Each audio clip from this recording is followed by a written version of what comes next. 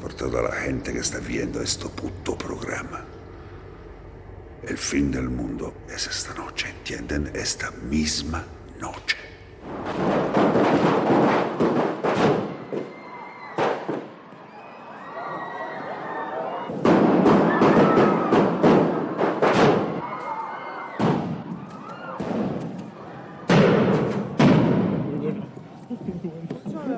Cojonuda.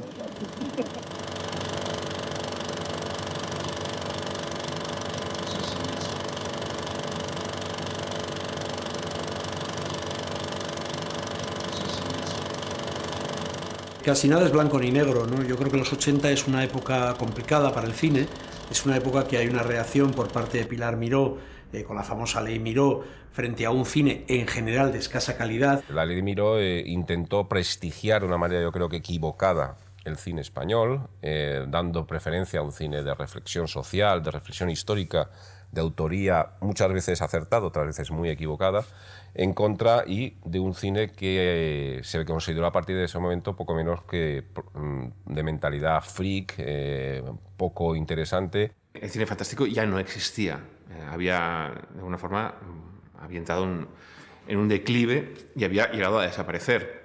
El cine de género estuvo al punto de la extinción tanto comercial como artística.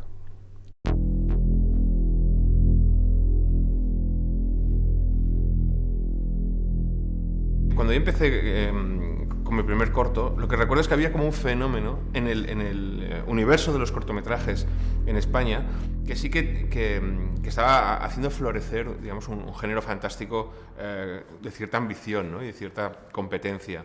Y eso, de alguna forma, lo que hizo es que desembocó en que algunos de esos directores, el caso yo creo más emblemático es el de Alex de la Iglesia, que habían estado haciendo cortometrajes de género fantástico, de pronto dieron el paso al largo.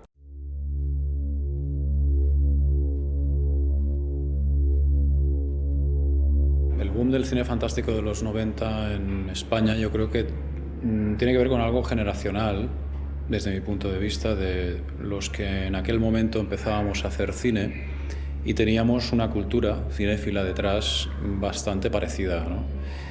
Desde Amenábar, pasando por Alex de la Iglesia, Balagueró y yo mismo, bueno, pues en un momento dado compartíamos algunas de esas referencias, Tiburón, los Sam Raimis, John Carpenter, y también compartíamos una cierta, a lo mejor, alineación con respecto al cine genuinamente español. La sensación es que están empezando a surgir voces nuevas, por decir de alguna manera, ¿no? Gente con menos prejuicios, que es capaz de mirar al cine fantástico de terror que se había hecho antes en España con una mirada distinta y plantear cosas nuevas, tanto de estilo como temáticamente. Había un propósito de renovar el cine español, en todos los sentidos, desde el género, desde, digamos, los subsuelos del género, pero renovar el cine español. No se habló de nuevo cine español, como se habló en los años 60 y 70, pero creo que se debería haber hablado más claramente de una revolución en el cine español. Si no hubiesen existido estos jóvenes desde el cortometraje, hoy en día el cine español sería un desierto.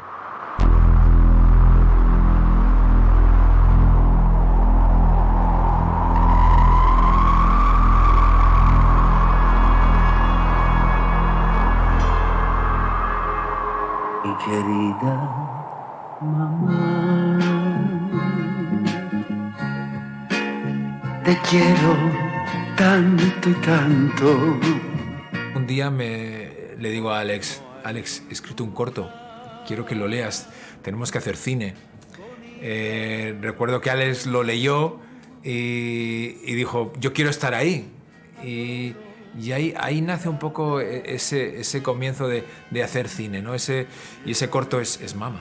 Fue como algo muy, muy salvaje y muy loco, sobre todo por nuestra inexperiencia. También era un corto muy ambicioso, porque hasta ese momento los cortos, vamos a decir, eran como más intelectuales, tenían más carga política y nosotros, como he comentado antes, lo que queríamos era pasárnoslo bien.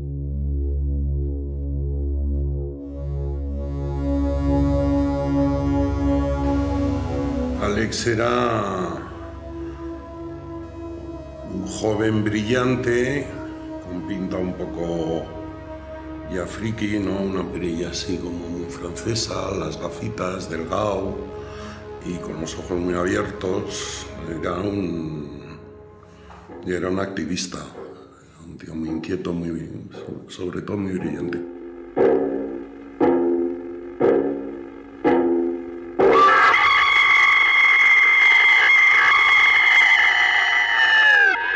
Llegó un momento que a Alex la dirección de arte ya no le llenaba lo suficiente, como que tuvo esa llamada, quiso dar ese salto de ser de director artístico a ser director. Y fue el corto de Merindas Asesinas.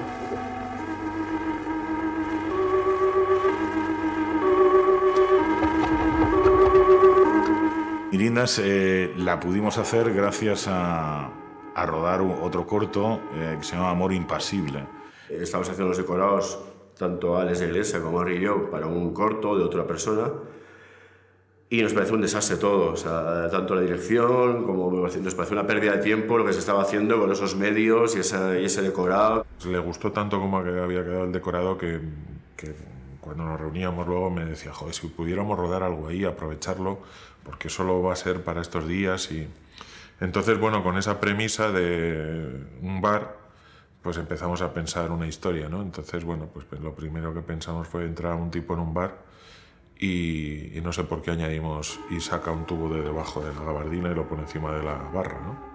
Entonces, con este comienzo tan duro, pues bueno, fue surgiendo un poco en medio escritura automática lo que luego sería Merindas Asesinas. Y bueno, para intentar diferenciarlo claramente y que no hubiera problemas con el otro corto, decidimos que se iba a rodar en blanco y negro, con una estética así muy expresionista y demás, de forma que pareciera un sitio completamente diferente, ¿no?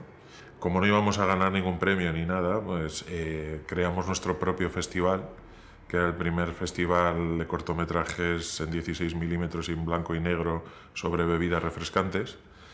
Solo participaba Merindas Asesinas y bueno, pues hicimos una fiesta en que pasamos la película y nos dimos el premio.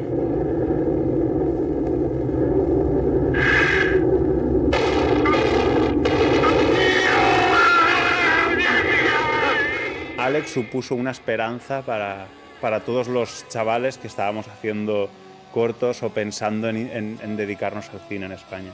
Quien sí dio ese paso fue Alex de la Iglesia y quien hizo una película y consiguió que eso que había quedado relegado un poco al terreno de los cortometrajes se pasase por la puerta grande al universo de los largometrajes, ¿no? Que es el verdadero cine, el cine comercial, ¿no? Y entonces ahí es donde empezó todo, yo creo.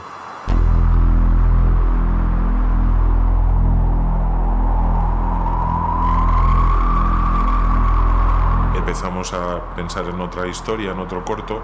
No nos cortábamos mucho, entonces decidimos hacer una especie de película sobre el espacio, ¿no? Un cortometraje, pero que iba a ser una nave espacial. Entonces escribimos el guión y luego pensamos, claro, y ahora esto es carísimo, a ver cómo conseguimos financiarlo, ¿no? Me pasó el guión y flipé, digo, este tío está loco porque aquello era ciencia ficción, era algo que digo, en este país, colega, o sea, digo, tío, esto lo haces muy muy bien, tío, te va a quedar una cagada, colega, otra españolada ahí, cutre. Y entonces, no, lo estamos haciendo muy bien y tal, y bueno, vamos a hacerlo con un equipo de efectos especiales francés, bueno, en fin. El tío estaba ahí muy metido lógicamente, en su preproducción. El Almodóvar se interesó por él y luego, como fue un proceso así largo, como corto, parecía que no tenía ninguna salida, porque como corto no tiene ninguna salida del mercado, entonces le pidieron que hiciera lo desarrollara para hacer una miniserie. Lo curioso es que, bueno, hicimos los 3 capítulos y nos volvieron a decir que a Pedro le encantaba, que a ellos les encantaba, pero que ese formato de 3 capítulos de media hora era muy difícil de vender para la televisión y que sí creíamos que se podía convertir en una película, ¿no? Alex y yo nos miramos otra vez y dijimos, sí, creemos que sí. Si Pedro nos hubiera dicho, rueden ustedes un documental de cachalotes, lo hubiéramos hecho. si nos hubieran dicho si podíamos adaptar el Antiguo Testamento para una comedia, pues también hubiéramos dicho que sí, ¿no? Aquella película se hizo al margen de cómo se hace el cine normalmente. Cuando precisamente hacíamos Acción Mutante, recuerdo que ya por fin con atrecistas, los mismos atrecistas nos decían, esto no se hace así, el cine no se hace así, nos decían. Y recuerdo que Harry le respondió con una frase mítica, le dijo, el cine se hace así porque nosotros estamos haciendo cine así.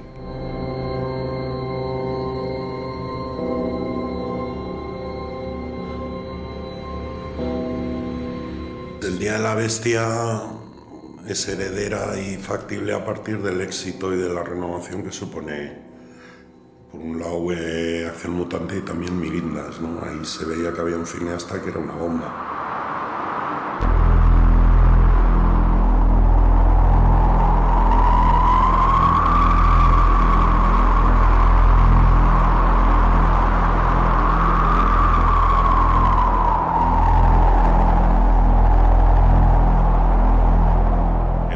Guiones, teníamos una obsesión auténtica por enseñar Bilbao, ¿no? O sea, el infierno iba a ser Sestao. No, la película no se iba a desarrollar en Madrid, se iba a desarrollar en Bilbao. Y el cura viajaba de la Universidad de Deusto físicamente a Sestao.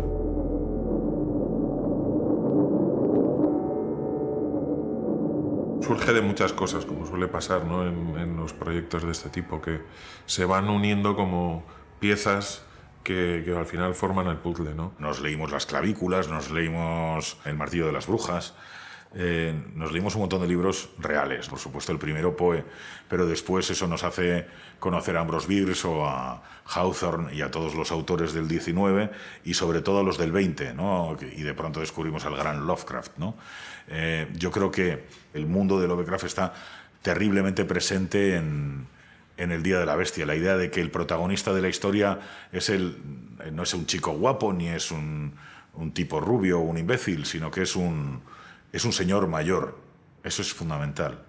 En principio queríamos que el cura fuese solo y decíamos, no se puede contar nada, tiene que tener un colega. O sea, no puede estar hablando en voz en off como en Taxi Driver constantemente. Taxi Driver también está en nuestra cabeza constantemente, ¿no? Para referencia. La veíamos mucho para ver cómo estaba hecha, cómo conseguía hablar y cómo conseguía transmitir los sentimientos del personaje sin estar todo el rato en una voz en off constante. Pero bueno, de pronto dijimos, no, lo interesante sería que tuviera un colega, ¿no? Y claro, es un tío que está loco y que tiene un colega. Inmediatamente surgió Cervantes, ¿no? Surgió el Quijote, o sea, también lo teníamos en la cabeza, ¿no? De pronto, pues, el tipo ese llano, normal y campechano que le acompaña no deja de ser Sancho Panza, ¿no? Y él, pues, es un loco que ve monstruos, ¿no? O sea, tenía muchísimo que ver, ¿no? Y eso también, de alguna manera, nos sirvió de gran inspiración.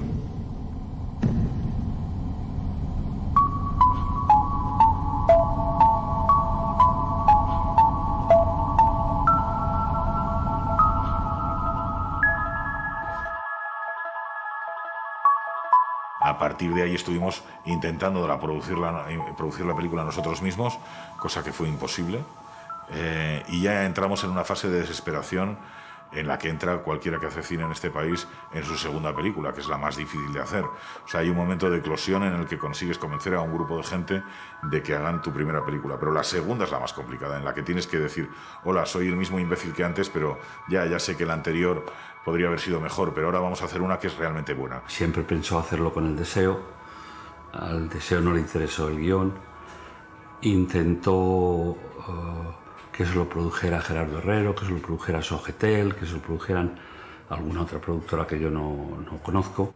Probablemente la razón real es que no les gustaba la historia y punto, pero Pedro, que es una persona muy generosa y muy amable, nos dijo que es que le daba miedo, que él no quería hacer una película sobre el demonio y que le daba miedo. Entonces, pues dije, bueno, pues joder, es una razón poderosa y tal. Y nuestra amistad continuó perfecta y maravillosa. Yo había visto Acción Mutante, me pareció que los 10 minutos eran fantásticos, eran espectaculares, el resto de la película no tanto, pero vi un director. Sabía que Alex y Andrés Vicente iban a mezclar bien, conociéndoles por separado y demás. Son dos personas muy osadas, muy atrevidas, muy temerarias, ¿no? Siempre dan un paso más allá de lo previsto, de lo ortodoxo.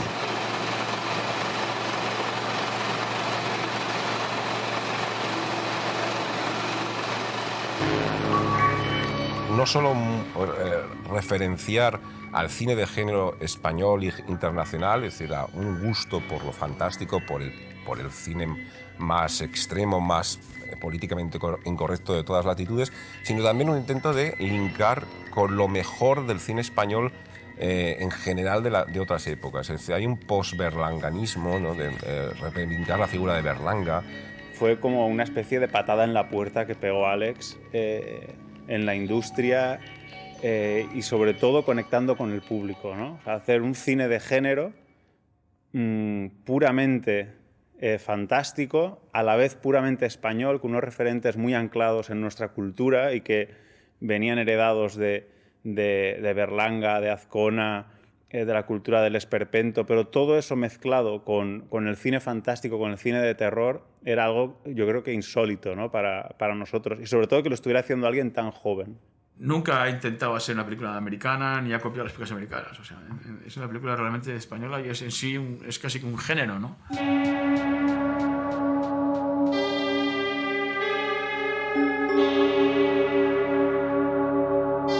Hasta la fecha, yo no me acuerdo de haber visto una película que tuviera los elementos que tiene El Día de la Bestia, ¿no? Que dices, wow.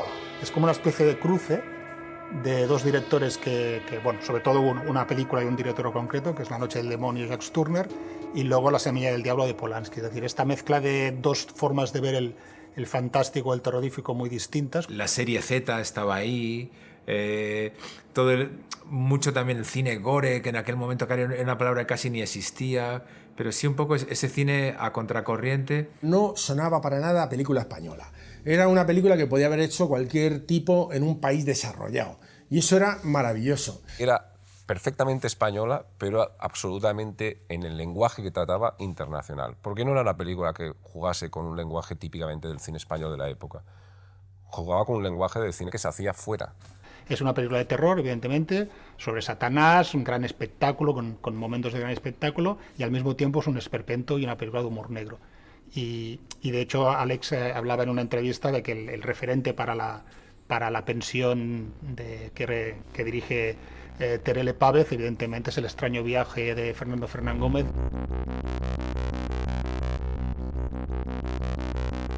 Tanto Acción Mutante como El Día de la Bestia era una especie de reivindicación, pues bueno, primero de una cultura popular, segundo del cine de género en sí mismo, después de la comedia y después como una especie de la frivolidad armada.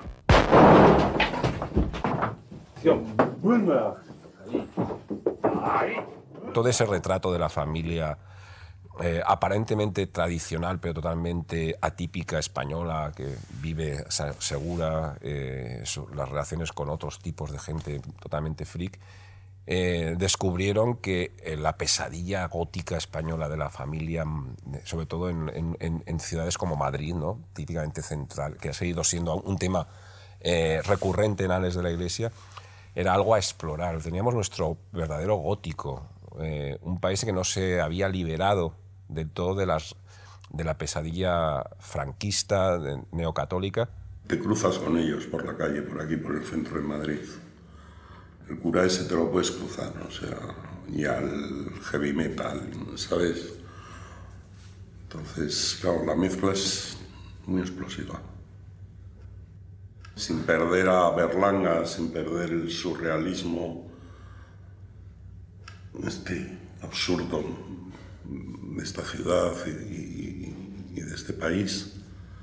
Y eso con el apocalipsis, los nazis, Berlusconi, las teles. Programas muy extraños, pues bueno, eso, cosas que hemos visto como Jesús Gil presentando un programa desde un jacuzzi rodeado de tías, ¿no?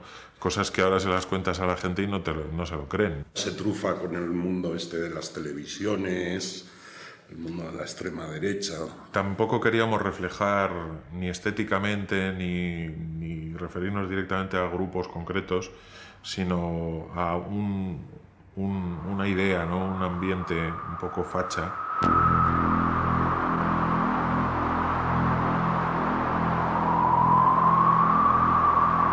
Ver lo que sucede con una película como Acción Mutante y después con El Día de la Bestia nos animó. Es decir, vimos que aquello era posible, ¿no? Que aquello no era una utopía y que era una realidad.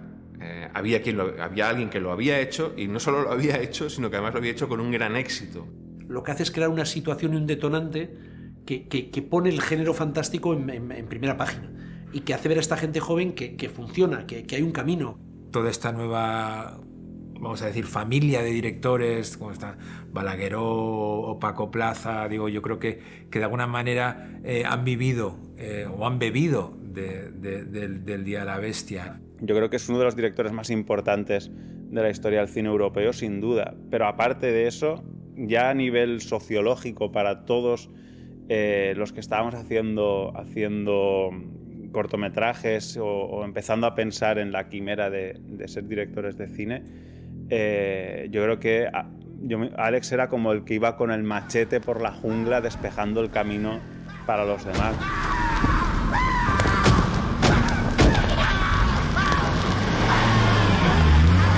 Fue el triple salto mortal.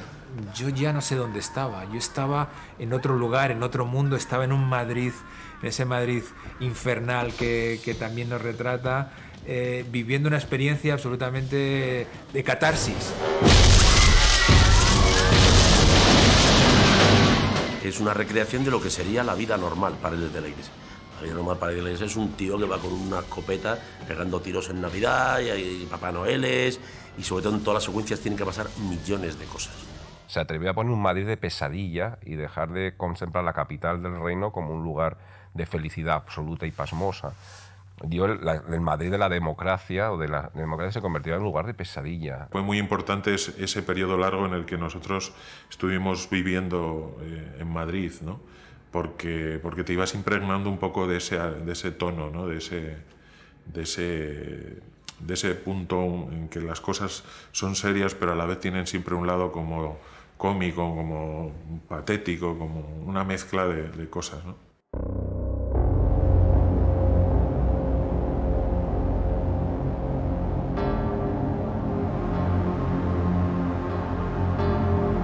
Ese Madrid apocalíptico de esos años, con toda la Gran Vía llena de yonkis, y, o sea, era bastante brutal. Lo madrileña que era la película a nivel urbano y a nivel cómo participaba como un personaje más del argumento, ¿no? Es una idea absolutamente genial. Es una idea que hace en manera que, sia pure contando una historia fantástica y grotesca e irónica, pero estamos en la realidad. Porque Madrid es real y dura, es oscura.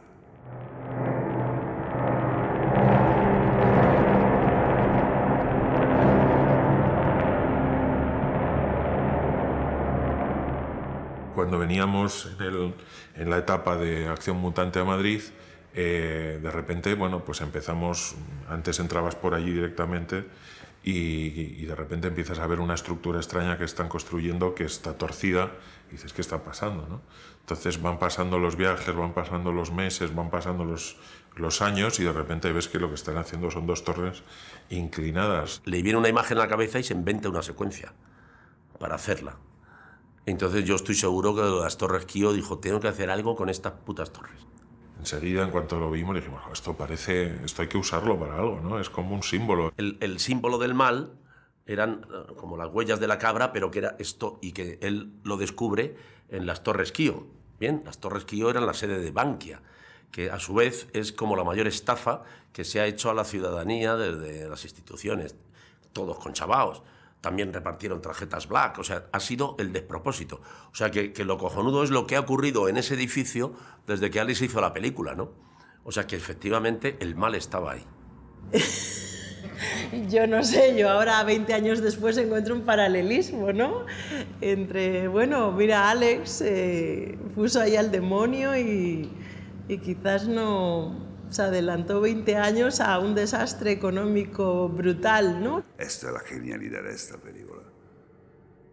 Porque las dos torres se llaman Puerta de Europa. Atención.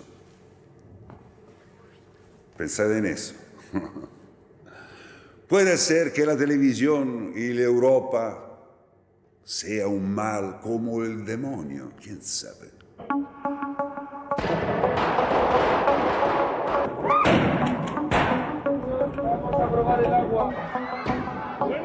De alguna manera, la única forma de hacer soportable la película o de que la película pudiera verse era de pronto, quiero decir, abandonarnos a una visión excéntrica, a una visión de comedia. O sea, todo iba a ir en serio, pero desde luego desde fuera no lo iba a parecer.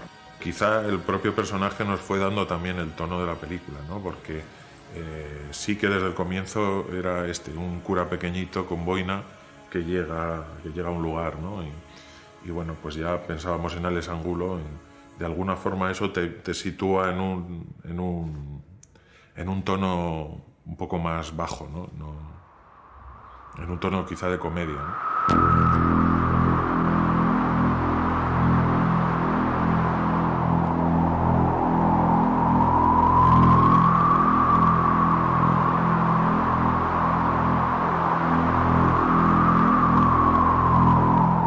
Siempre fue para Alex Angulo un curita pequeño vasco, así una cosita como tal, que se tiene que hacer satánico para encontrar a Belcebú, ¿no? La idea era tan descabellada, tan innovadora y tan estimulante que sana envidia.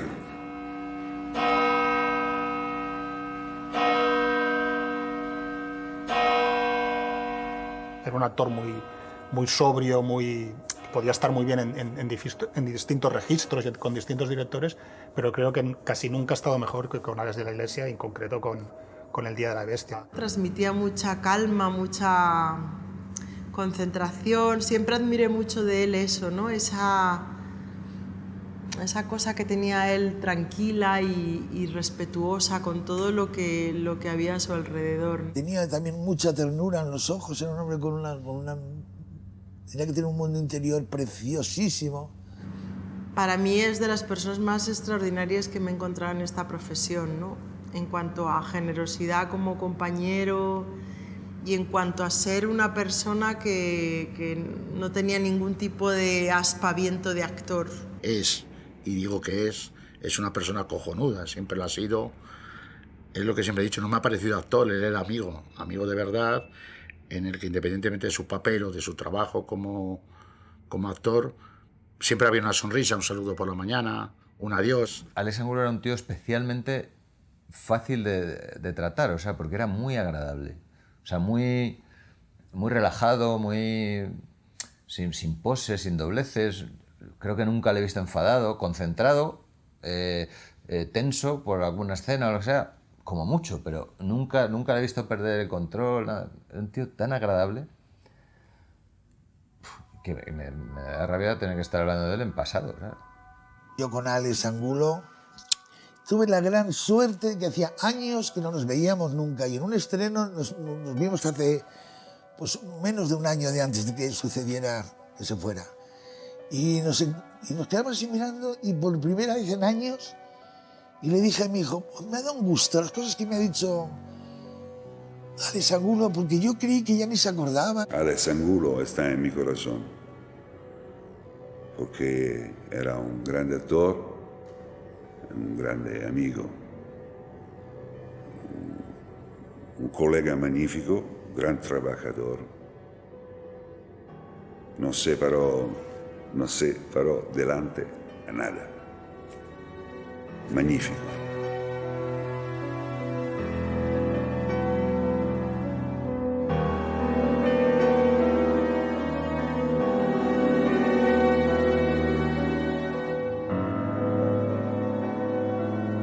Tengo una misión que cumplir, una cosa que tengo que hacer en la ciudad yo mismo. Tú eres satánico, ¿verdad? Sí, señor. Y de Carabanchel. Buscamos un José Mari, que es lo que resultó más conflictivo, porque se pensó en Javier Bardem, pero Javier Bardem lo rechazó. Yo quería que el yonki fuera Bardem. Bardem me dijo que no, que lo que quería hacer era de gay. Javier acababa de hacer Días contados y había hecho de politoxicómano, y aunque no tiene mucho que ver con José Mari, pero él dijo, un tronco, otro politoxicómano, no, tal, y entonces no, dijo que pasaba. Después se lo propusimos a Gabino Diego, pero Alex le pidió que se afeitara la cabeza y Gabino no aceptó. También rechazó el papel porque claro, que estaba en Navidad, que le jodía las fiestas, que además que el diablo le daba yuyu, bueno, no sé, cualquier cosa así. Precisamente Andrés me dijo, ¿y por qué no lo hace tu amigo Santiago y tal? Y dije, no, es un personaje muy complejo y tal, eso no puede ser. Una noche de copas en el centro de Madrid, que le conocí a Santiago, y a la mañana siguiente, era un sábado, a la mañana siguiente se lo propuse a Alex. Me lo presentaron y tal, y me miraba así raro, que yo no pensé que fuera gay, pero me miraba como... pensaba que soy un bulto sospechoso. Y entonces luego le dijo a Alex, Alex, ¿y el gordo ese, tu amigo es el de los pelos? Dijo, no, si es que ese no es actor. Al final como que lo fueron valorando y yo creo que Alex dijo, pues oye, total, la cosa queda en casa, ¿no? La amiguita a ver qué tal lo hace, si lo hago mal, pues siempre me puede hostiar. Alex lo que me dijo es, déjamelo pensar. Y a los 20 minutos me llamó y me dijo, si tú te atreves, adelante. Conclusión, que me dieron el papel, la mitad de la película me enteré que había sido de rebote, pero dije, bueno, ya que me quiten lo bailado, aquí estoy yo. ¿Qué pasa? ¿Que te cobra uno y te llevas cuatro? ¿Te crees gilipollas? La película está espléndida, ¿no? Y además, esa película, el resultado para el propio Santiago ha sido definitiva. Son estas cosas de que la primera opción no funciona y coges una segunda o una tercera y resulta que el resultado es incluso mejor de lo que podría haber sido la primera. En el proceso de escritura yo ya estaba diciendo, bueno, ¿de qué va la peli? Tal, me contaba, decía, jo, mítico, eso mola el diablo, tal, ¿no? Un cura que no sé qué, tal. Digo, ¿y yo qué puedo hacer yo? No, tengo un papelito para ti. Y ya me dijo Alex, al final me dijo, dice, es un vagabundo que anuncia el fin del mundo y se quema, le queman. Y entonces vas hacia cámara ardiendo, tal. Digo, ¿pero qué mierda es esta? O sea, un vagabundo que se quema. Eso es lo que te sugiere. No, pero... Digo, además, tío, lo pone un especialista, no me jodas, a ver si me voy a quemar. No, hay un gel que te ponen en la barba para que no se te queme, te ponen un gel así.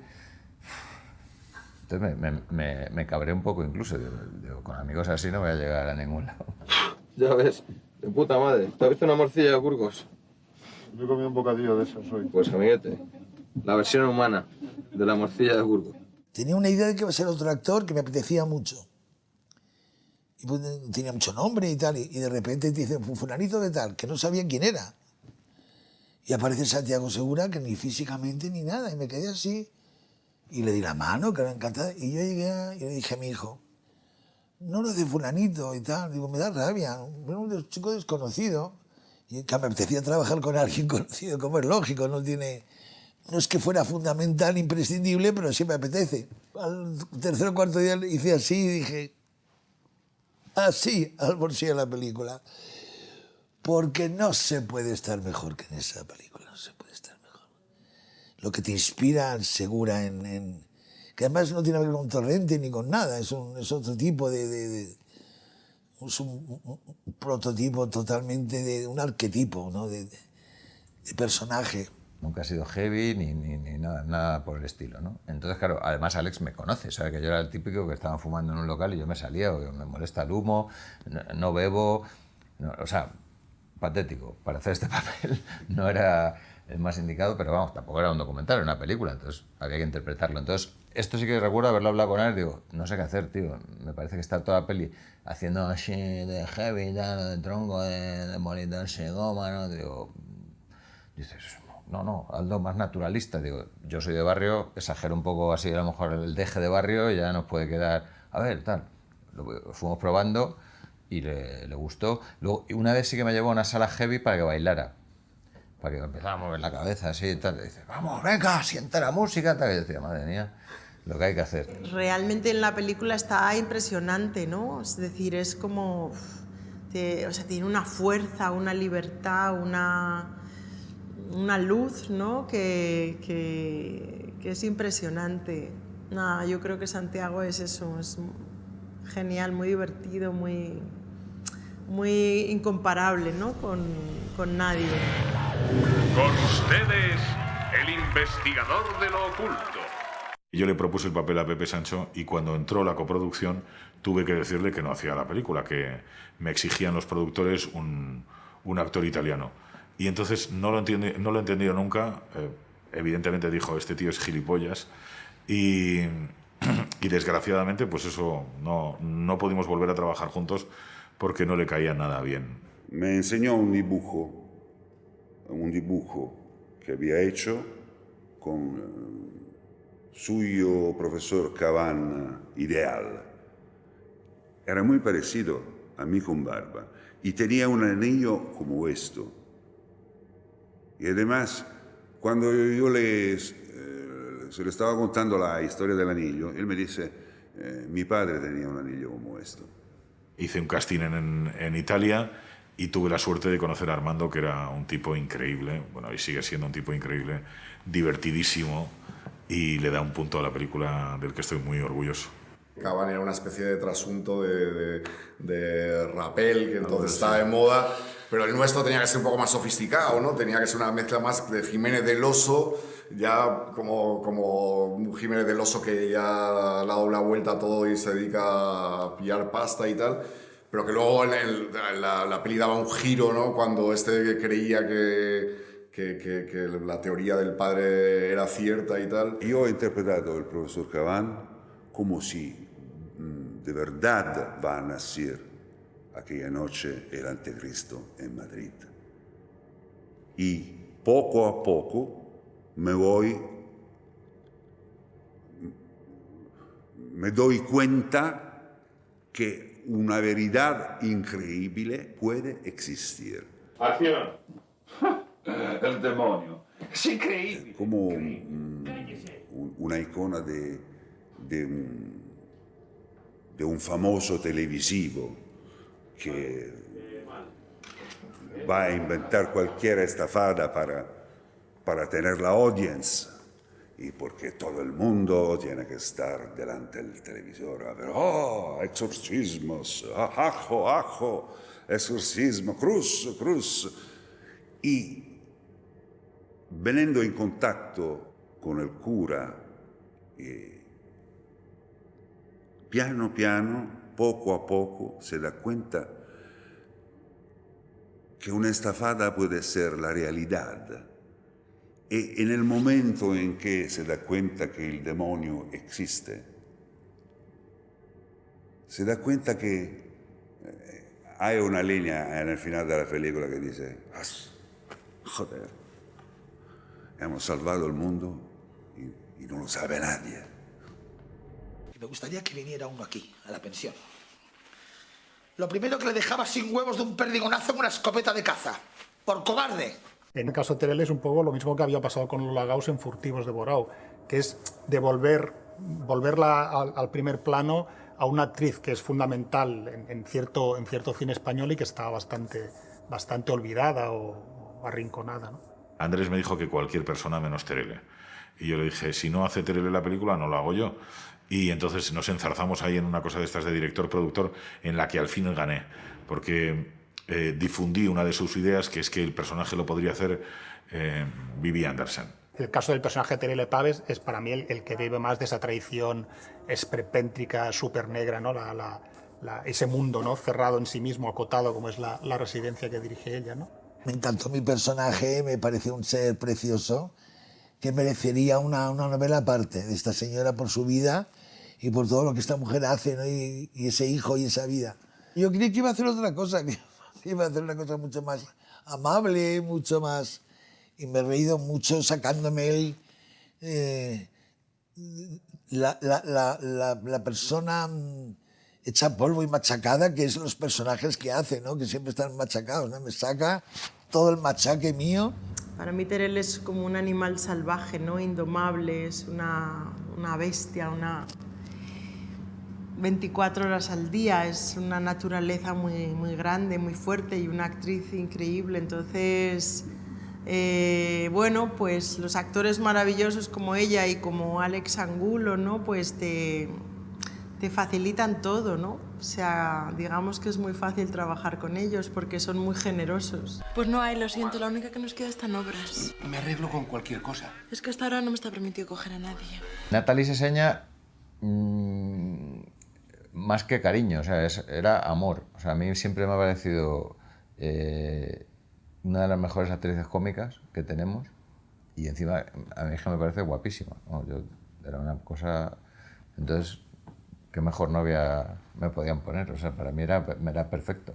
Un día estábamos comiendo los tres con Santiago, Alex y yo, y Alex me dijo que le gustaría que hiciera un papelito ahí en su película y yo así me hizo mucha ilusión y nada, y me mandó el guión y la verdad que fue un guión que me lo leí así sin parar. Yo le preguntaba a Alex que cómo era el personaje, tampoco me daba muchas claves, ¿no? En rodaje un día me dijo, no, más simpática, más así.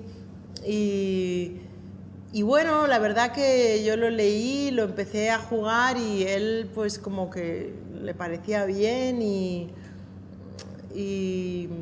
no sé, yo imaginaba, es una chica muy inocente, muy ingenua y también como, bueno, pues en esa pensión tan...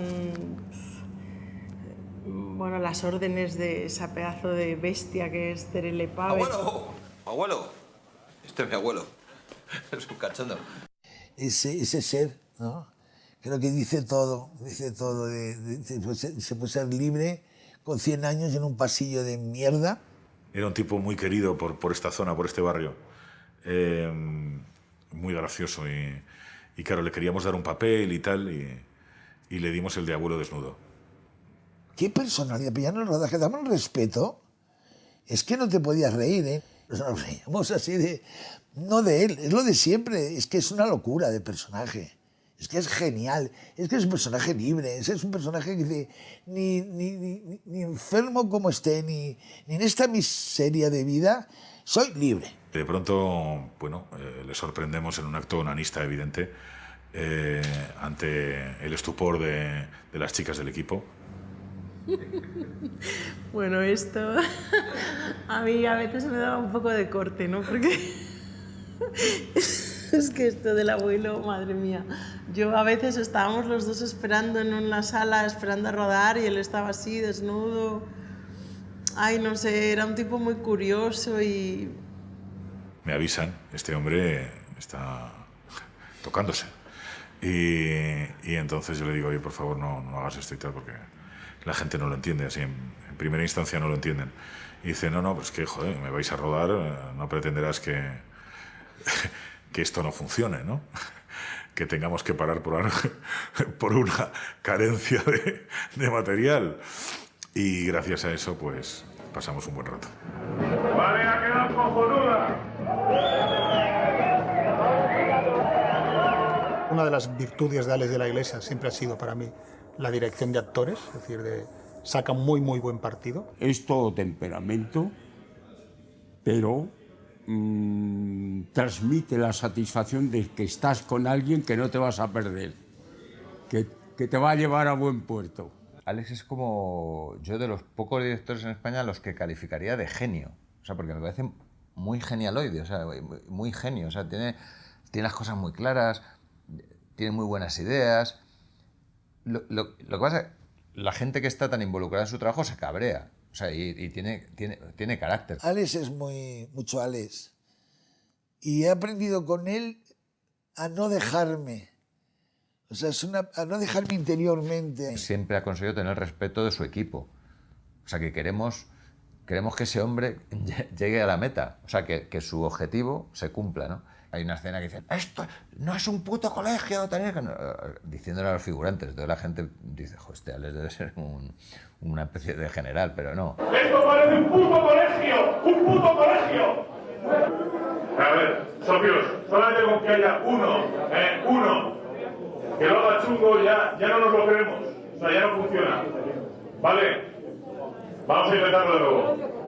Sabe lo que quiere y a veces que te cabrea porque cuando algo no sale o la gente se relaja, sí que necesitas alguien que dé un grito, que de repente te ponga las pilas, ¿no? Porque la verdad es que en un rodaje, que a lo mejor estás 11 horas rodando, en la hora número 10 estás bajo de energía o lo que sea, alguien tiene que seguir diciendo ahí, no, dámelo todo. Porque luego está ahí para siempre. O sea, el Día de la Bestia, Alex, cada vez que la ve, o la gente cada vez que la ve, todos los fallos pequeños o grandes están ahí, todos los aciertos están ahí, ¿no? Entonces lo que hace que la película esté bien es que ha habido un gran director detrás empujando a tope.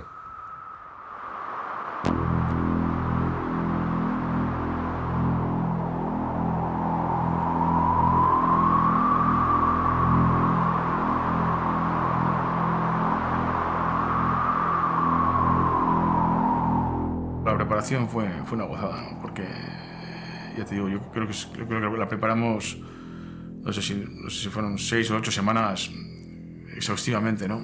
Alex, ya te digo, desde localizando toda la Gran Vía, todos los interiores, exteriores.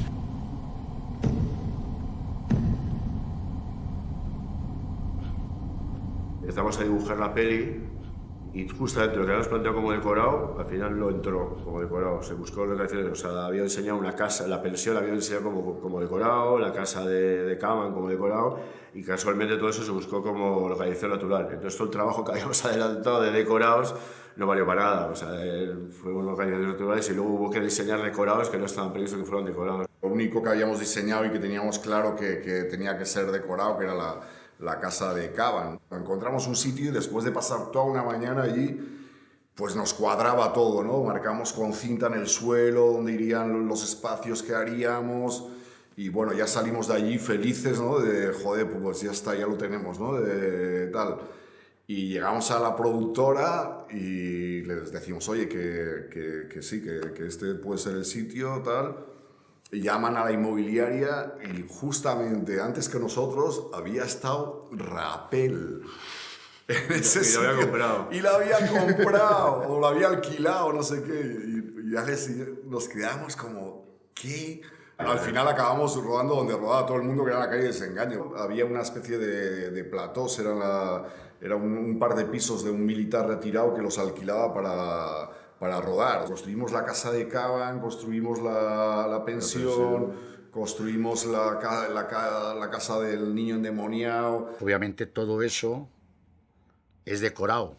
Los contraplanos, el apartamento donde atan a Caban, etcétera, etcétera, pues eso es... Hay unos fondos, hay unos ventanales en el que hay fotos. Lo que hicimos fue crear una especie de semicírculo falso, entonces por la ventana que salían había el espacio justo para que saliesen, pero claro, no se veía una esquina de la casa, no se podía hacer un forillo, ¿no? de la ciudad. ¿No? Y entonces Flavio, se habían puesto de moda este rollo de las marquesinas que estaban iluminadas los carteles y tal, era como novedoso ese tema, ¿no? Los traslights se llama, ¿no? Y dijo Flavio, joder, podíamos hacer esto, ¿no? Porque yo le meto unos fluorescentes detrás que ocupan el mínimo espacio y tal, y él mismo hizo una foto de la Gran Vía y lo colocamos, ¿no? Y luego ves la película, cuando fuimos a ver Copión, era como, joder, o sea, que era un truco bastante sencillo y muy eficaz.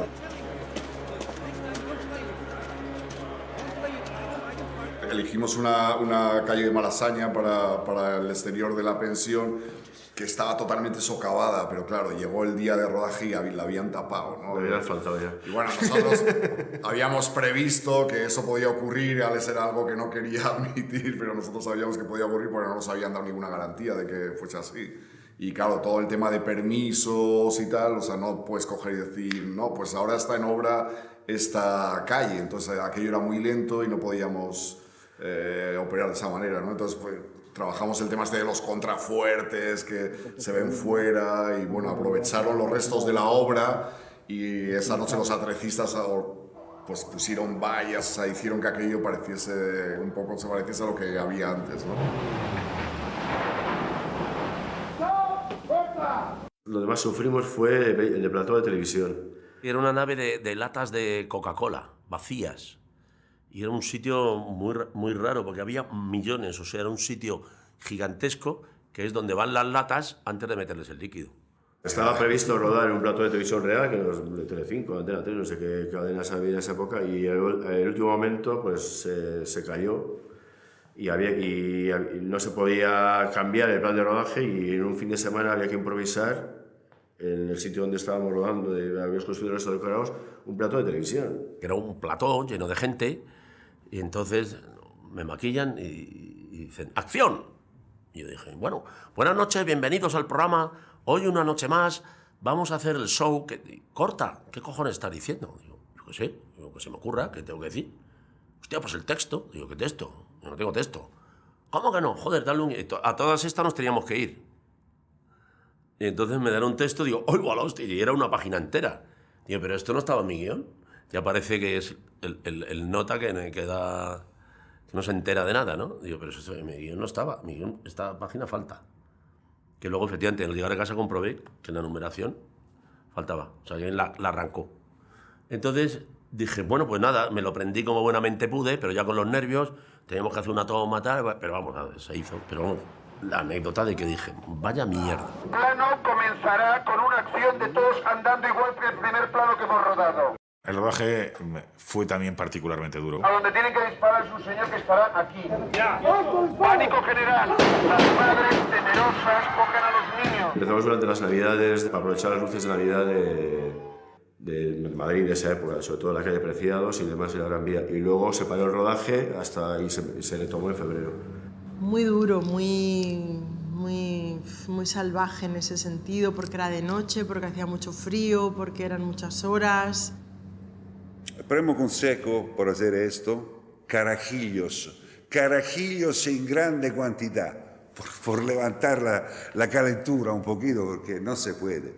O sea, coche descubierto, camiseta de seta y 5 bajo cero. Necesita un poco de alcohol. Sufrimos mucho porque era Madrid en Navidades, en invierno, aún, vamos, unas temperaturas de congelarse.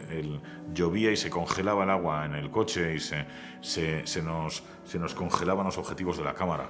Había que parar para quitar el hielo en la cámara. 4, 5, 6 grados bajo cero, en un invierno de estos crudos que hubo, y rodando siempre de madrugada. Luego además este rollo que un día le dije a él, digo, vamos a ver, amiguete, yo soy heavy, pero no soy gilipollas, ¿no? Digo, ¿por qué voy con el chalequito este que se me ven los brazos? Porque se vean los tatuajes, tío, porque estoy helado.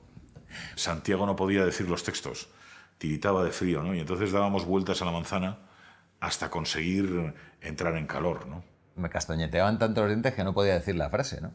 Creo que cuando estamos en la cabina telefónica, que hay un escaparate con unas teles, ese día lo recuerdo que Alex dijo, venga, amiguete, me empezó a frotar así los hombros y dice, vamos a correr. Y dimos una vueltecilla a la manzana, una solo porque los dos teníamos sobrepeso, entonces, pero que entré en calor un poco y ya pude decir la frase, pero fue angustioso. Dice, no, joder, macho, no poder actuar porque estás con los dientes de... Fue una película bastante dura, o sea, pues dejamos de hablarnos entre todos nosotros durante bastante tiempo, o sea, con Alex no tuvimos ninguna relación durante el rodaje, o sea, fue una película que nos puso bastante a prueba a todos los niveles esa peli, o sea, De pronto girabas una esquina en la casa y había un tío totalmente dormido, uno de los técnicos o de eléctrico, yo que sé, que igual había tenido 10 minutos y le veías ahí dormido, que ya no podía más. O sea, la gente trabajando muy duro. Fue una lucha cotidiana contra eso, contra las limitaciones de tiempo, de dinero, de nuestra propia inexperiencia, con la desconfianza de producción con respecto a nosotros.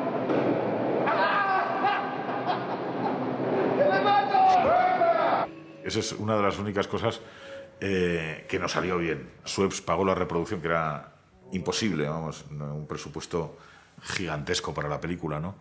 Y entonces hicimos una reproducción un 10% más pequeño que el original. El cartel de Suez en la Gran Vía fue muy complejo, encontrar el sitio donde poderlo fabricar, montar para que los actores tuvieran una pequeña salida del balcón, de la ventana, el cartel, o sea, plasmar la realidad con lo que íbamos a hacer luego, ¿no? Y luego poner, ahí sí hubo un doble, ponerle ahí en el cartel, sí, o sea, fue muy complejo. De pronto descubrimos que seguía siendo gigantesco, que no cabía en ningún plató de Madrid.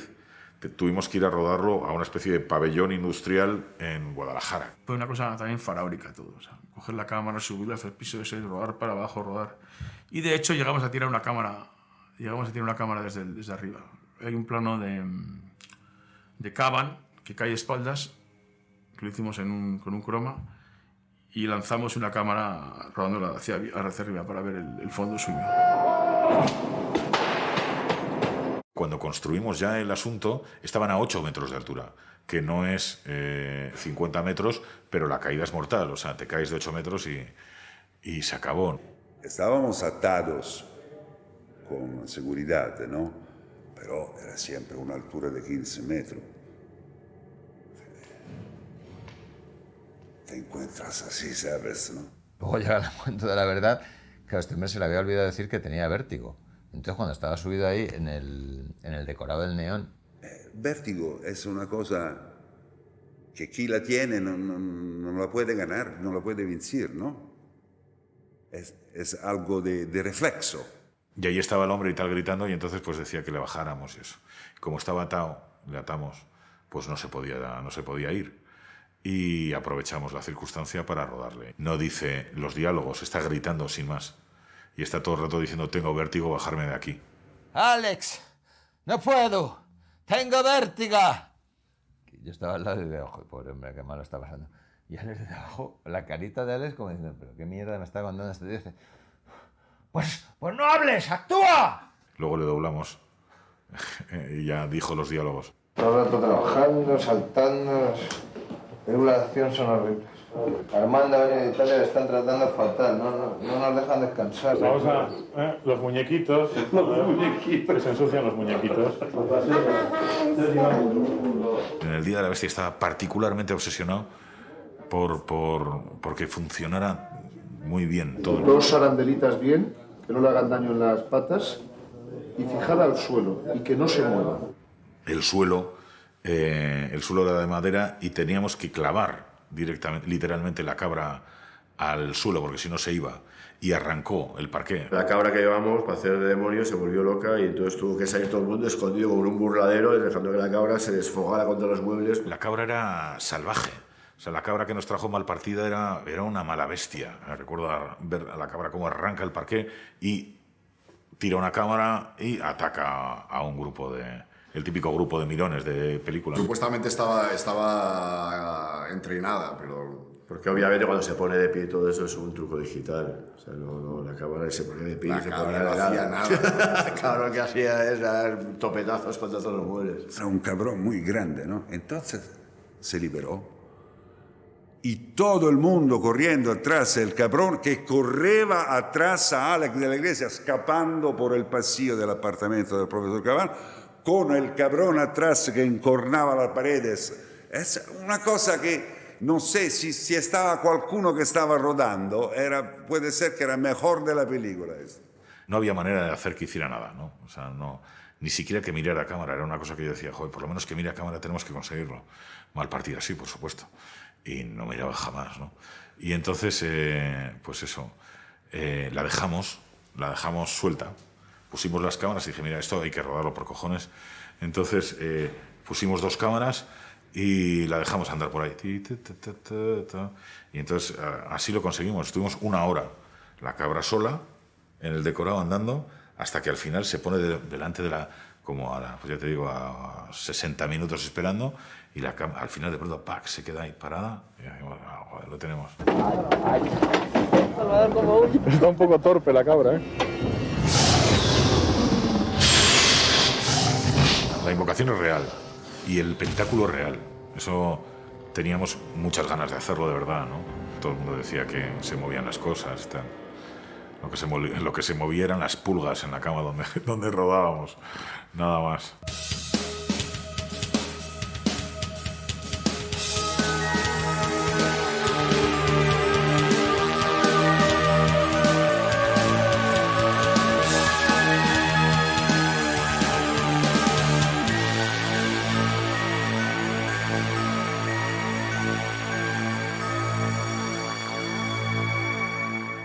Había un vidente que se llama Tristan Breaker, que estaba en el retiro, que decía: Santiago Segura es un hombre muy inteligente, pero ha jugado con las fuerzas del mal y eso está en peligro, eso no... Tal. Y nos hacía mucha gracia ese tipo de chorradas.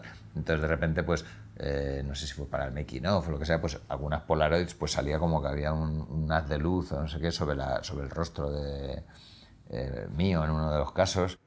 Le salía como una especie, como en La Profecía. Yo creo que si no hubiéramos visto La Profecía no le hubiéramos dado importancia, pero claro, como hemos visto La Profecía, parecía que le atravesaba una especie de hierro como al personaje de La Profecía. Empezamos como a decir que, claro, que el diablo, tal, yo creo en la maldad y creo que la gente es muy mala y que hay mucha maldad en el mundo, pero no creo en el diablo ni en las fuerzas ocultas, igual que no creo en un Dios todopoderoso. O sea, que no lo tengo claro, estoy todavía ahí deliberando, o sea, pero no he tenido ningún miedo, o sea, que a mí no me daba ningún yuyu lo de ser satánico de Carabanchel en una película. Hola, ¿qué hay? Somos Defcon 2 y nada, queríamos deciros que, bueno, como ya sabréis, a partir de ahora las películas de Alex de la Iglesia las vamos a hacer nosotros, las vamos a dirigir nosotros y Alex va a hacer la música, porque al final se ha convencido de que realmente Defcon 2 somos mucho mejores para el cine que para la música. Cuando empezó el rodaje todavía no nos había pedido que hiciéramos la canción del Día de la Bestia. Eso fue una decisión que tomó luego. Para ser una película que costó también un dineral y que tenía una planificación de la hostia, todo se improvisaba mucho. Es decir, a nosotros, para salir haciendo el grupo Satánica en la secuencia que hay en un garito, la secuencia del concierto, nos llamaron el día antes. El extranjero se metió a Pantera, Ministry, a...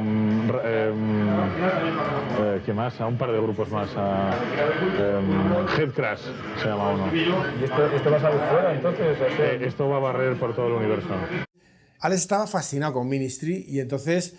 Era como, hay que hacer... De hecho, nos decía, el Día de la Bestia tiene que ser como una canción de Ministry. Yo quería Ministry, pedimos los derechos y tal, y nos concedieron los derechos, pero había que renovarlos a la de 15 años. Empezamos con Siniestro, continuamos con Defcon 2, y digamos que la camaradería con César, ¿no?, era extraordinaria, o sea, una conexión mental abrumadora. Durante el rodaje en la sala Revolver del concierto, todo el rato estuvo sonando una canción de Ministry y era su icono, ¿no? Entonces un poco la idea era que el grupo Satánica se pareciera a eso. No obstante, como coincidió que nosotros empezábamos a ser más conocidos, pues él pensó que igual aportábamos un poco ahí pues de empatía con determinado público el hecho que saliéramos ahí, ¿no? Aunque se nos ve nada a muy poquito tiempo, ¿no? Y yo echo de menos un primer plano, digo, tío, un primer plano ahí, pero no hubo suerte. Las canciones de Defcon 2 parecía que las habíamos escrito nosotros, o por lo menos deseábamos haberlas escrito nosotros, ¿no?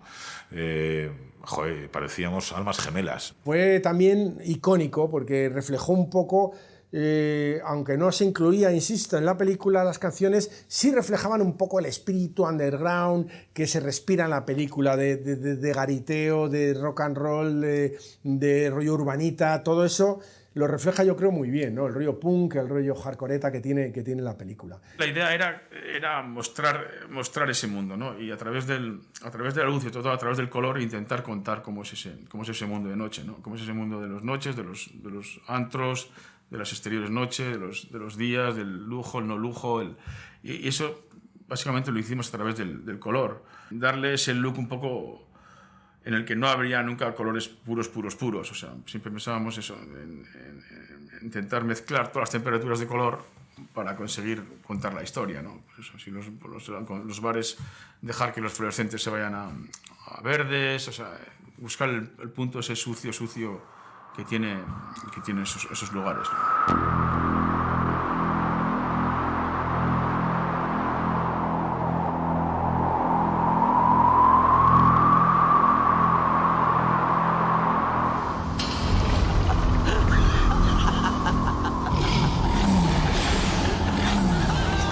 El Día de la Bestia yo creo que es la primera película con efectos digitales que se hace en España. Por primera vez los efectos digitales empezaban a ser importantes en nuestro país, empezaban a decir algo. Renovó un poco, ¿no?, los efectos especiales en lo que sobre todo a nivel de lo que ha sido disparos, tiros, bueno, todo el tema de maquillajes, todo el maquillaje vestuales también por parte de Ketlas. Y bueno, tanto, te digo, tanto Reyes como todo su equipo, pues te digo, hicieron un trabajo enorme. Mirar la toma de ser buena y si no, trae a tomar por culo, venga. Venga. ¿Te duele o no te duele? Claro, joder, que me ha hecho daño, tío, pero que mirar a ver si es buena y si no, pues... Tiene unos efectos para mí muy acertados, es decir, fue como... Es como un poco la sensación de cuando ves La semilla del diablo, ¿no? Es decir, que ves muy pocas cosas, ¿no? Pero dices, esto es, me lo creo, ¿no? Es como efectos que son realistas para mí. Aparte que tenían como, casi como en todas las películas de Alex, cierta cosa tosca, ¿no? Que le da un realismo así un poco italiano, que a mí me gusta mucho, ¿no? Porque no es el efecto americano de la perfección, de todo que dices, a veces es como muy plástico, ¿no? También está bien, digamos, la parte, digamos, la salsa europea que le ponemos nosotros a la hora de hacer efectos, que dices, puede ser perfecto, pero tiene que tener algo de asimetría, de error, ¿no? Porque es lo natural. Se modeló el modelo, José Antonio Sánchez, yo le hice todo el mecanismo, toda la adaptación, lo hicimos. Digamos que José Antonio Sánchez hizo más la parte de quizás lo más difícil, lo más complicado. Yo hice lo más sencillo, o sea, porque lo más sencillo era hacerle unas piernas, enseñarle a este inválido que tenía que andar con zancos, lo que todos llamamos zanco, entonces para que él fuera incrustado ahí, se pudiera mover y fuera eso, el monstruo que era. Y es un trabajo que ahí José Antonio Sánchez lo bordó. ¡Acción! Esto era una película de terror, esto era una película de terror profundo. En las Torres Kío iba a haber, o sea, en una de ellas iba a estar el Macho Cabrío con 5.000 curas que iban pasando por una especie de puente de madera que unía las dos torres, ¿no? En nuestra paranoia esa era nuestra obsesión. Y había docenas y docenas de sacos llenos de niños recién nacidos. Eso es lo primero que se encuentra al llegar a la primera de las torres, ¿no? Y luego atraviesa el tronco y allí se encuentra con los 5.000 curas que han venido de todo el mundo a adorar al Macho Cabrío.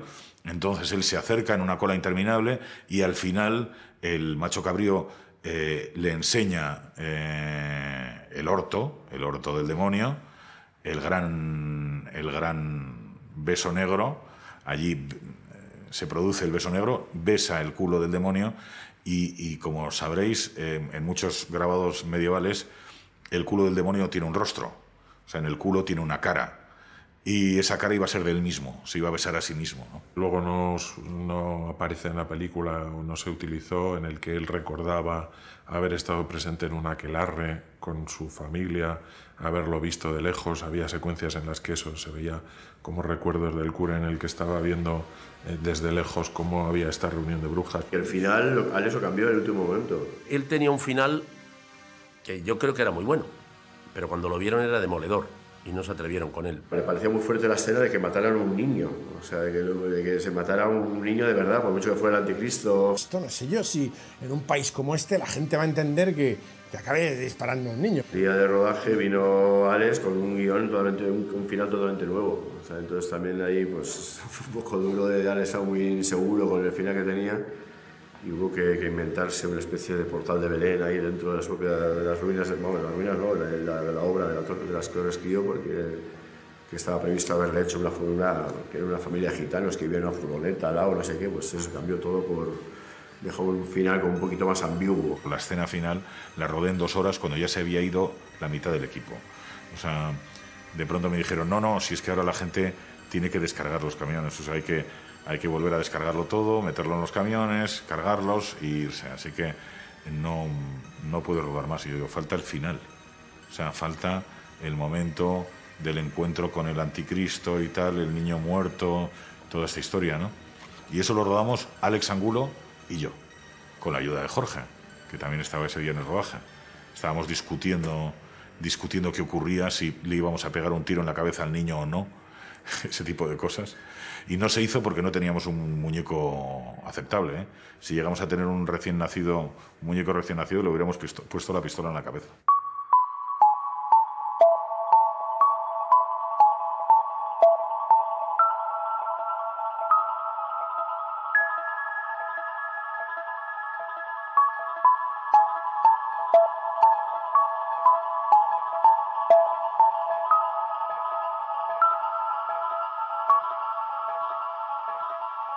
seleccionaron el Día de la Bestia para el Festival de Venecia, ¿no? Entonces fuimos allí y vamos, pues eso, pero felices. Un festival, pero claro, Festival de Venecia. O sea, vamos, Alex estaba feliz, todos felices. Ahí nos íbamos a encontrar con Armando. Y Armando, claro, nos había contado que en su país era un celebrity, o sea, que era un tío famosísimo. Entonces, claro, cuando de repente en el Festival de Venecia no le para ni el tacto, nadie le hace fotos ni nada, estamos así un poco, y el tío dice, bueno, estoy muy contento porque me he dejado así la perilla, con la perilla no me conoce nadie. Entonces, digo, sí. En Venecia sí que recuerdo haber leído alguna cosa sobre la película, en este sentido un poco a veces paternalista, ¿no? que con el que juega cierta crítica, sobre todo cuando no es crítica tan afín al género, en la que bueno, le perdonaban un poco la vida, diciendo que, bueno, que los efectos eran como muy caseros, muy domésticos, que a mí no me lo parece. Para la época y para el cine español me parece que la parte visual y la parte tecnológica está muy bien. Volvíamos en el Vaporetto, pues a eso, Alex, Santiago, bueno, un poco el equipo pequeñito, y Alex yo estaba al final del Vaporetto, él estaba al principio abriendo todos los periódicos, ¿no? Y leyendo y poniendo unas caras fatal, como que todo fatal, y que nos habían puesto mal la película, y muy decepcionado por las críticas. Había una crítica que decía effetti speciali miserabili ma chocanti. Entonces, claro, nos mirábamos así, miserabili ma chocanti. O sea, nos sonaba fatal lo de miserabili, que luego lo que quería decir realmente era como pobres, pero muy efectistas, o sea, con gran efecto. Alex estaba desolado y por consiguiente, por lo que él nos transmitía por los periódicos, todos. Entonces llegamos al aeropuerto desolados, realmente pensando que había sido un fracaso y que la peli no había gustado. En Venecia no comprendió muy bien el Día de la Bestia. No comprendió muy bien. Pero aquí hay muchas razones. El Papa, el catolicismo, el diablo, la democracia cristiana, que ha sido nuestro partido más grande por 50 años.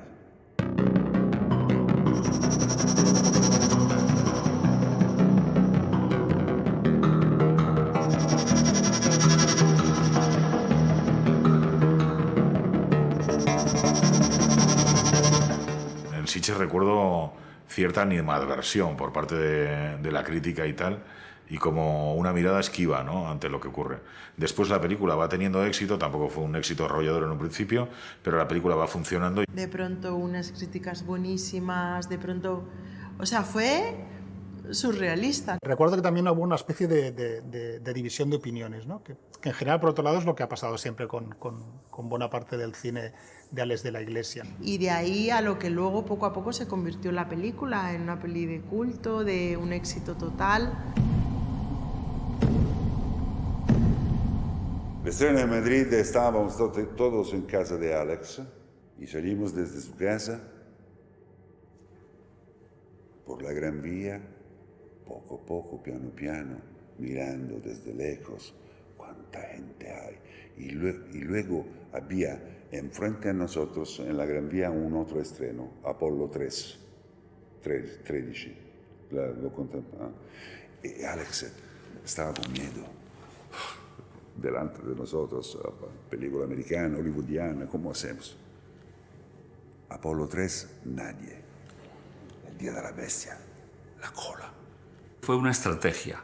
O sea, nosotros podíamos estrenar la película en cualquier local de España. Y entonces dije, bueno, pues, ¿por qué no la llevamos al Rex?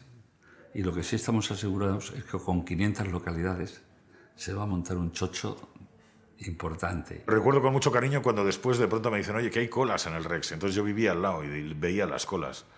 Entonces eso me fascinó. Y en efecto, estrenamos la película allí y la primera semana había unas colas tremendas de gente. Lo que pasa es que la recaudación era muy pequeña porque era el Rex.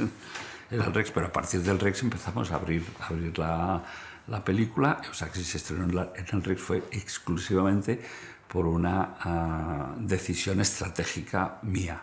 El Día de la Bestia se convirtió en una de las películas emblemáticas de aquel año, una de las películas que todo el mundo iba a ver, una película que fue una película de gran éxito y una película fantástica. Después, cuando la vendemos al extranjero, la película empieza a funcionar muy bien y tal, y ya genera pues todo lo que ha arrastrado el Día de la Bestia, ¿no? Yo cuando acabó la película dije, comenté con mis compañeros y con mis amigos, digo, aquí ha pasado o va a pasar algo muy fuerte. Este es el principio de un nuevo edad de oro, o aunque es un tópico decir esta palabra, del cine fantástico español. Si la gente se atreve a seguir este camino que abre Alex de la Iglesia, vamos a tener muchos días de felicidad para los que nos gusta el género. O como en todas las películas, o sea, el Día de la Bestia ha ido, pues digamos, ganando importancia con el tiempo. Alex trajo esa frescura, trajo esa innovación, o la forzó, o no sé cómo explicarlo, no sé cuál es la definición pero, a ver, hay un antes y un después. Tiene una fuerza inusual en el cine de género y en el cine español. Es decir, yo creo que cuando lo vimos pensamos todos, los que queríamos hacer cine, que se estaba rompiendo algo, se estaba rompiendo una barrera en la industria. Yo sigo pensando que es una de las mejores películas de Alex de la Iglesia, es decir, y una de las mejores películas del cine español contemporáneo, ¿no? Yo creo que es un peliculón. Lo que me fascina es lo que ha provocado. O sea, creo que el Día de la Bestia representa un nuevo tipo de cine. Era una película muy excitante, porque además de hacerme disfrutar, lo que la película conseguía es abrirme un montón de puertas. Esa película de la que todos nos acordamos y que yo creo que es parte de la historia del cine español. El Día de la Bestia es como la película esencial para entender el cine de Alex de la Iglesia. Quizás es la película que más me define, o sea, en el sentido de que está todo en ello, ¿no? O sea, quiero decir, está la pasión por lo histriónico, por lo exagerado, el terror, la ternura de un individuo pequeñito que al final es el protagonista, un final desencantado y tal, todo eso forma parte del cine que luego he ido haciendo, ¿no? Sin duda alguna es la película, hombre, también es la película que más, quiero decir, recuerda a la gente y con la que más se me identifica, ¿no? Y eso me hace sentirme muy feliz. Eso es una película a la que quiero muchísimo.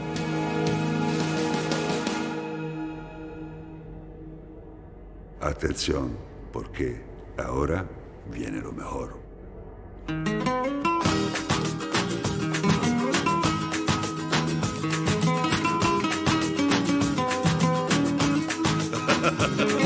Armando Nerezza y la orquesta da Camera de Escobar, penso sempre a te.